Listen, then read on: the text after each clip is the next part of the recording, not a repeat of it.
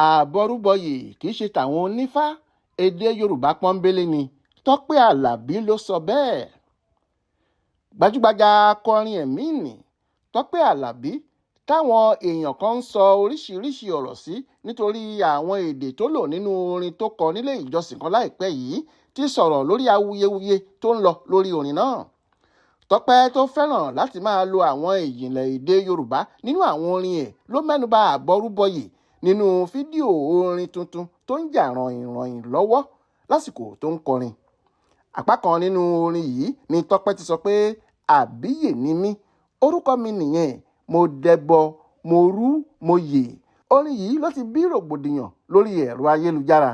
Báwọn olólùfẹ́ Tọ́pẹ́ kan kò ṣe rí ohun tó burú níbẹ̀, làwọn míì ń bú pé ó ti yẹsẹ̀ lójú ọ̀nà Kristi tó jẹ́ ìpìlẹ̀ orin ajíhìnrere tó ń kọ.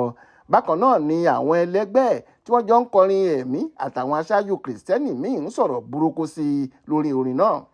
Bó tilẹ̀ jẹ́ pé ní gbogbo ìgbà tọ́rọ̀ náà sì ń gbóná lọ́wọ́, Tọ́pẹ́ Alabi kò sọ nǹkan kan.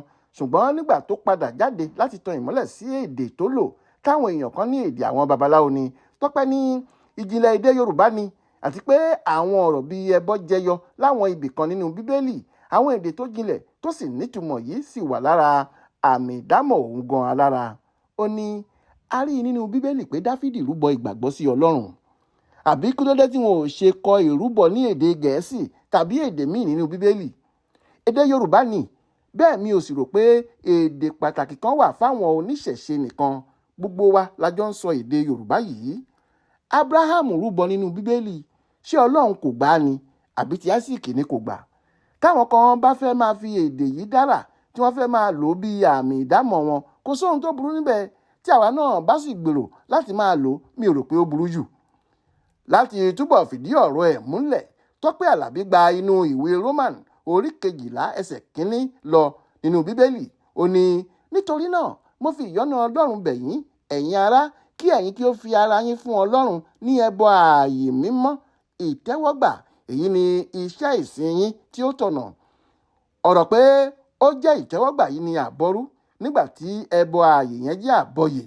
Oríṣiríṣi ni nǹkan táwọn èèyàn sọ sí ọ̀rọ̀ tí Tọ́pẹ́ wí yìí lórí ẹ̀rọ ayélujára, nígbà táwọn kan ń ṣe káre fún un pé kò jẹ́ dójú tàwọn láéláé. Àwọn míì ní bó ti wù kó jẹ́ èdè Yorùbá tó, kì í ṣe èyí tí gbogbo èèyàn lè lò, pé tó bá fẹ́ járó àwọn kó lọ pariwo eríwo yà àyàgbó àyàtọ̀ nínú ṣọ́ọ̀ṣì wò. Níṣe làwọn míì tí kò bá wọn fi taratara dá sọ̀rọ̀ náà ń dá wọn lẹ́kun láti já mi lórí ọ̀rọ̀ obìnrin ọ̀hún. Wọ́n ní kí wọ́n fi lọ́rùn sílẹ̀ ó jàre. Mọ́nísọ́lá Sàká ló ṣàkójọpọ̀ ìròyìn ọ̀hún fún Aláròyé online television.